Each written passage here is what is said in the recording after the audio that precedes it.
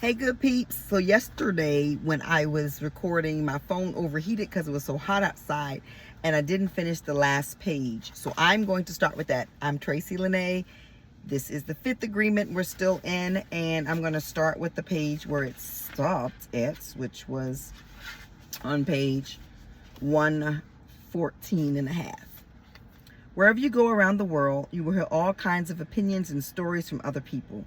You will find great storytellers wanting to tell you what you should do with your life. You should do this. You should do that. You should do whatever. Don't believe them. Be skeptical, but learn to listen and then make your choices. Be responsible for every choice you make in your life. Take accountability. My God, that's the biggest thing. This is your life. It's not anybody else's. And you will find that it's nobody else's business what you do with your life. Nor is it anybody else's fault when you make any decision you make.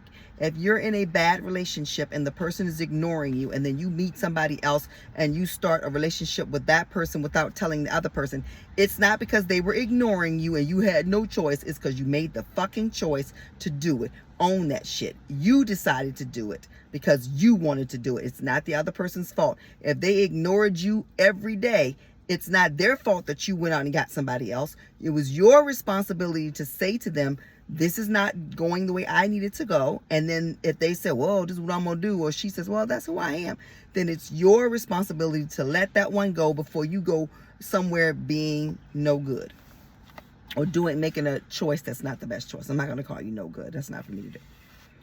For centuries, there have been people who claim to know the will of God and who go around the world preaching goodness and rightness and condemning everybody. For centuries, there have been prophets who predicted big catastrophes in the world. Not that long ago, there were people who predicted that in the year 2000, all the computers would fail and society as we know it would disappear. Some people thought that we would return to the time of the caveman. The day arrived, we celebrated the new century, the new year, and what happened? Nothing happened. Nothing. Thousands of years ago, just like today, there were prophets who were waiting for the end of the world. At that time, a great master said, there will be many false prophets who claim to be speaking the word of God. Don't believe. You see, the fifth agreement is not really new. Be skeptical, but learn to listen. Now we're in the 9th chapter, the dream of the first attention, the victims. This brings me to a story about Adam and Eve in paradise. Adam and Eve represents all humans, and God told us that we could eat whatever we wanted except for the fruit of the tree of knowledge. The day that we eat of the fruit of this tree, we would die. Well, we ate it, and we died. Of course, this is just a story, but the important thing is the meaning of the story. Why do we die when we eat the fruit of this tree? Because the real name for the tree of knowledge is the tree of death. The other tree in the paradise is the tree of life. Life is truth, and the truth is just, without words or symbols. The tree of knowledge is a reflection of the tree of life. We already know that knowledge is created with symbols and that the symbols aren't real. When we eat the fruit of the tree of knowledge, the symbol becomes a virtual reality that talks to us as the voice of knowledge, and we live in that reality believing that it is real, which means without awareness, of course. It's obvious that humans ate the fruit of the tree of death. From my point of view, there are billions of humans walking around in this world who are dead, but they don't know how they are dead. Yet, their bodies are alive, but they are dreaming without any awareness that they are dreaming, and this is what the Toltecs call the dream of the first intention. And lots of people in their religion, they'll call other people who aren't in their religion dead. The dream of the first attention is the dream that we create by using our attention for the very first time. This is what I also call the ordinary dream of the humans. Or we can say that it is the dream of the victims, because we are victims of all the symbols that we create. We are victims of all the voices in our head. We are victims of all the superstitions and distortions in our knowledge. In the dream of victims, where most people live, we are victimized by our religion, by our government, by our entire way of thinking and believing. When we are children, we cannot defend ourselves against all the lies that come with the whole tree of knowledge. As we said before, our parents, schools, religions, and our entire society hook our attention and introduce us to their opinions and beliefs. We believe in the religion that we believe in because our parents believe in that religion, because they take us to church or another place of worship, and we learn to believe everything we are told. And it's the repetition of it all. The adults who take care of us tell us their stories, and we go to school and we hear more stories. We learn the story of our country. We learn all about the heroes, all the wars, all the human suffering. The adults prepare us to be a part of society, and I can say without a doubt that it's a society ruled completely by lies. We learn to live in the same dream they live in. Our faith gets trapped in the structure of that dream, and that dream becomes normal for us. And you are not going to change anybody else's dream, because let me tell you something. People, honestly, when I tell you, people literally do what the fuck they want to do. Think about yourself. You do what you want to do. You are not going to change somebody. You're not going to browbeat somebody and make somebody do what you want. Children don't do what you want, do what you tell them to do because they want to do it. They do it because they're afraid of the consequence. And children who aren't afraid of the consequence, I teach them all day long. They don't do it because they know ain't no consequence. So they don't do it. It's hot out here. And I'm out here because my daughter, she's a hair stylist, and I'm grateful. She often has clients. And so I come outside because where I videotape, they be loud and I don't want to keep stopping. And I have this like thing where I can't have the car running while if I'm not driving, to have the air on. Gives me anxiety. I don't know why. I'm not going to read a lot today. And also, I'm really not feeling this. I'm not going to stop. I'm going to keep going, but I'm going to honor pushing through. I'm going to do my best. And today, my best is probably going to be to finish. Because I'm kind of I'm trying to not get caught up in this, but I'm getting caught up in I'm not reaching people. Then I ask myself, why do you need to reach people? You doing this for you? Or you doing this for them? Or you doing it because you want to do it? And honestly, I'm doing it because I believe God told me to do it. So I guess I need to recognize that. And I have one person, I don't know this person, it's Angel Studios. Shout out to Angel Studios, always engaging. And I love that person, I don't know if it's a male or female, is listening and responding, and it makes me feel great. So every day, honestly, I go, well, Angel Studios is watching, so I do it for Angel Studios.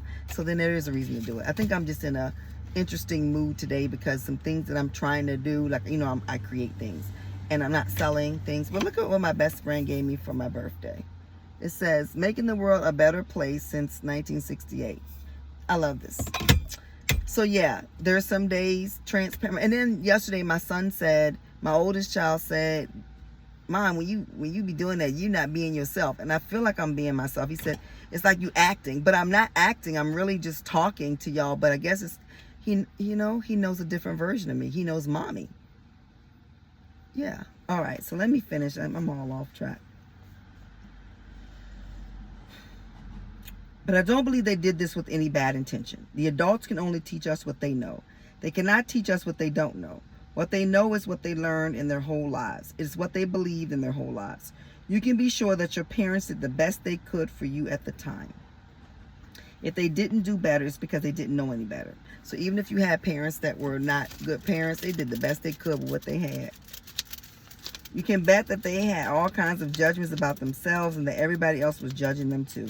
They lived in the dream of the first attention, the underworld, the dream that we call Hades or hell. They were dead. Of course, all these symbols are not exactly the truth. The truth is behind the symbol. It is in the intent or the meaning of the symbols. When religions describe the dream of hell, they say it is a place where we burn, a place where we are judged, a place of eternal punishment. Well, that description of hell is the ordinary dream of humans. That very same thing is happening in the human mind, the judgment, the guilt, the punishment, and the emotions generated by the fear that felt like a fire burning inside of us. Fear is the king of the underworld, and it rules our world by creating the distortions in our knowledge. Fear creates the whole world of injustice and emotional drama, the whole nightmare that billions of people are living in. And what is the biggest fear in this world? Fear of the truth. Humans are afraid of the truth because we have learned to believe so many lies. Of course, we are also afraid of the lies we believe. Truth or fiction, just having knowledge makes us feel safe.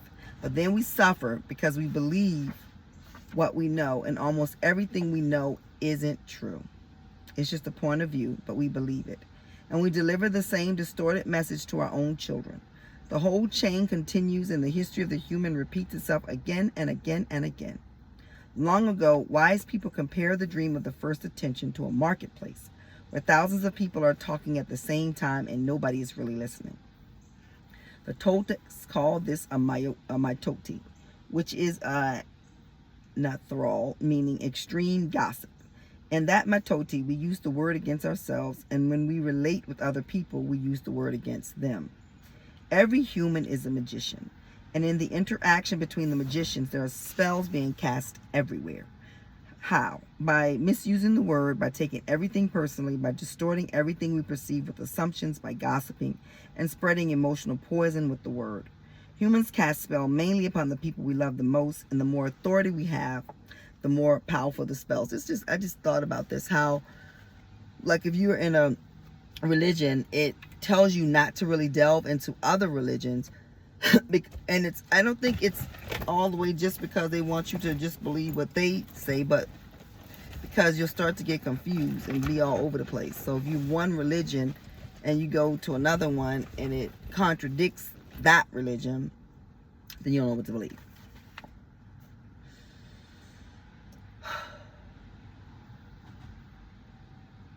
Thank you guys. I